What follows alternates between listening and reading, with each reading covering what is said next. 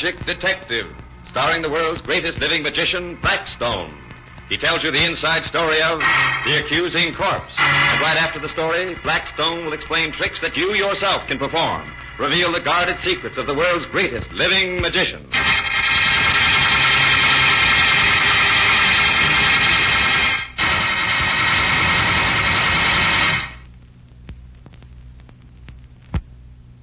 And now, stand by for Blackstone, the Magic Detective. Blackstone. Rhoda. That's funny. No one seems to be here. Blackstone. Mr. Blackstone, please help me. Please. Look, I know you're not a regular detective, but no one else will listen to me. No one will believe me. Oh, Mr. Blackstone... Look, I'm Alan Kent. I'm not... Where is he? Where is Mr. Blackstone? Well, I was just looking for him myself. He doesn't seem to be around right now. Oh, no. Come on, stop. I mean, gosh, don't cry like that. Look, there. Stop it. Oh, Blackstone.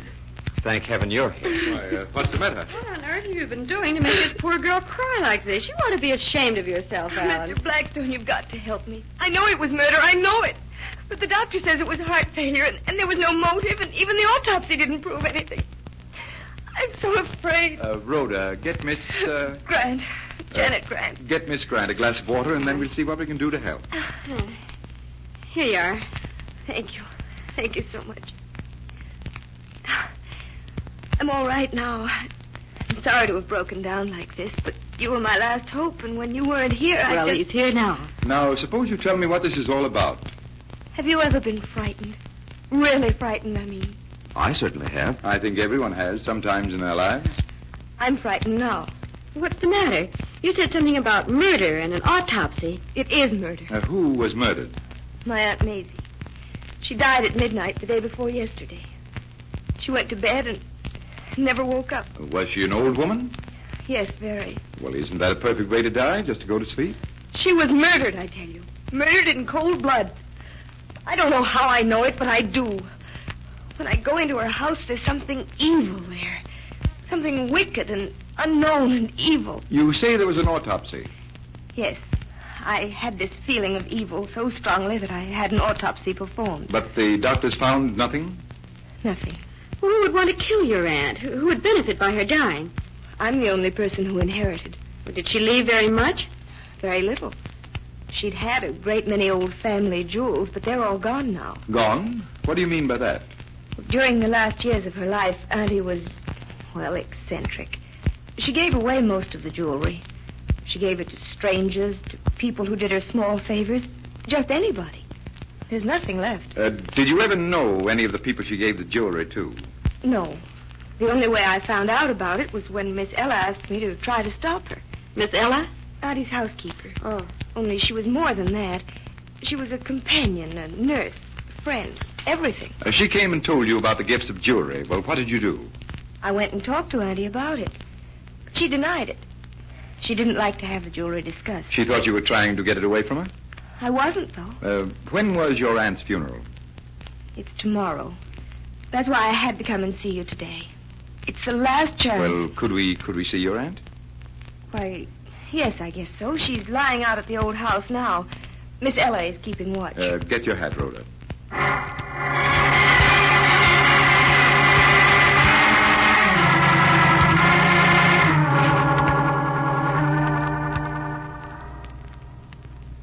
Auntie's in there. I'll go in and tell Miss Ella that you've come. Good. I don't like this. That girl's right. There is a feeling of evil around here. You feel it too, Alan? Oh, quiet, you two. You've come to see my mistress. Yes, if we may. You must leave her in peace. There's been too much excitement around here.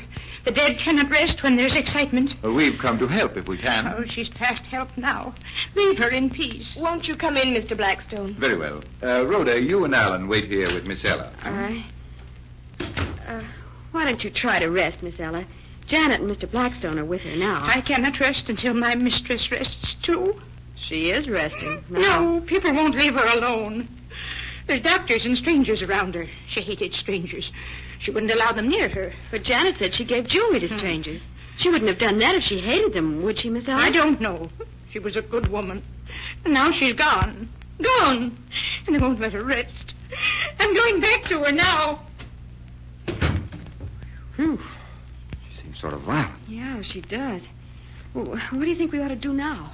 Oh, I'd say if I had my druther, go home and go to a nice quiet horror movie to calm our nerves. Something peaceful like Dracula or Dr. Jekyll and Mr. Hyde. I think we'd better go in there. Us? In there? Yes. Maybe I better wait for you here. Phone might ring or something. No, sir, you're coming with me. Oh, all right. But if my hair turns white, I'm going to hold you personally responsible. Look over there. Yeah. They're all kneeling around the coffin. Oh, there's candles flickering. It's terrifying. I don't like it. We'll want to go to that movie now? Oh, look. The corpse. The corpse is moving. She's pointing. No. The body is sitting up. Stop it, I tell you. You're dead. No, you can't rise from the dead to accuse me. The dead cannot talk. She's accusing you, Miss Ella. No. She says you killed her. No. Look at her finger. It's pointing at you. Yes, I killed her. I killed her, and I'm glad. I'm glad. She deserved to die. She was cruel. Cruel. I killed her. I killed her. Why did you kill her, Miss Ella? She didn't need the jewels. She didn't want them. She never wore them. But they meant everything to me. And then she found out that I'd stolen them. I had to kill her. And so I did it. No one knew. Even the doctors didn't know. And now she's dead. And I'm glad. Glad.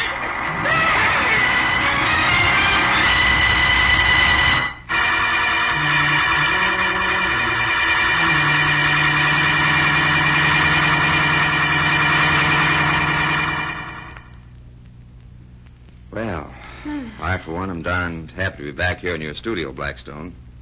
I wish you two would stop taking me on cases. That's what you always say. Afterwards. Look, I don't even like to discuss the subject. But there is one thing I'd like to know. How I made Auntie sit up in her coffin and point that finger at Miss Ella. Yes. Well, when you were a little boy, Alan, didn't you ever attach black thread to an object and then jerk it away just as someone started to pick it up? Yes. But what's that got to do with... Some magicians' tricks are based on that same principle. Only magicians use black piano wire. I tied a piece of it to the wrist of the corpse, and when I pulled, it raised its arm and then started to sit up. But how did she kill her? She gave her a hypo almost every night to make her sleep. Oh. It was easy enough to see that an air bubble got into her vein. So that was it.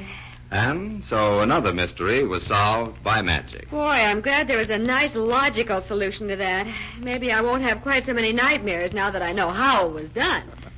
Well, now we have solved one mystery. Let me show you another. The riddle of the 3 jacks. Oh, I see a card trick coming up. That's right, Rhoda. Well, here's the pack. Now, watch me closely while I deal some cards. There's one for you. And one for me. And another here for me. And another here for me. And there's a 3rd card for you, Rhoda.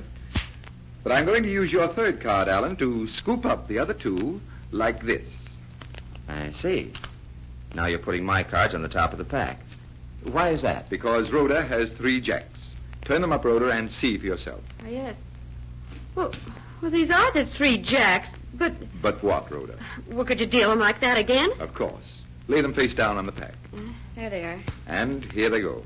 1 to the left, 1 to the right, 1 to the left, 1 to the right, 1 to the left. And with the next card, I scoop up the 2 on the right and put them back on the pack. And these cards on the left are mine. Do you mean there'll be 3 jacks again? They are the 3 jacks, Rhoda. Look at them. Yes, the jacks. I'll lay them face down on the pack again and watch me deal. Slowly this time, so there can be no trickery. 1 to me, 1 to Alan, 1 to me, 1 to Alan, 1 to me. And now I use the 6th card to scoop up Alan's other 2. And are my 3 cards the jacks? They are, Rhoda. But it can't be possible. But they are the jacks. Say, Blackstone, can anybody do that trick? Oh, why, of course, Alan. And if Rhoda can't think it out in the next few minutes, I'll be back to explain how it's done.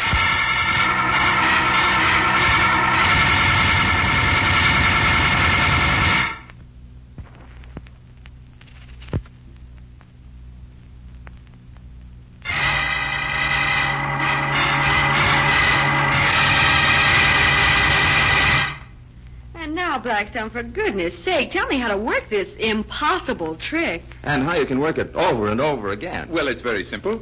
You see, you use 4 jacks. 4 jacks? That's right. 3 on the top, then any odd card, and under that, the 4th jack. What happens then, Blackstone? I deal 1 to the left, 1 to the right, and so on, until I come to the last card on the right. Yes, that's the one you slide underneath. So I can pick up the other 2 with it and put them back on the pack. But my cards are here on the table, and I have the 3 jacks. 3 jacks, Rhoda. Only one of them was that 4th jack you didn't know about. Oh, say, that's wonderful. But how can you repeat it over and over again? Well, do you remember the way I picked up the 2 cards on the right by scooping them with a 3rd card? Yes, you did it that way every time. Well, when you put your 3 jacks on top of the pack, we're right back where we started. 3 jacks on the top. Then an odd card. And under that, the 4th jack. So when we deal 2 heaps of 3, there will again be 3 jacks in the hand on the left. Only never the same 3 jacks. Never the same 3 jacks. Only no one ever knows the difference. I hope you like that trick, ladies and gentlemen. And until next time, this is Blackstone saying good magic and goodbye.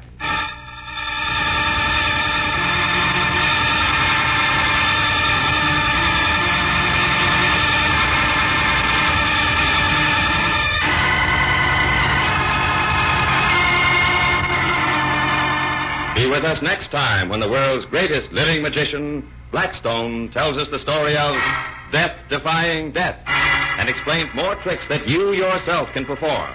Listen in again to Blackstone, the world's greatest living magician.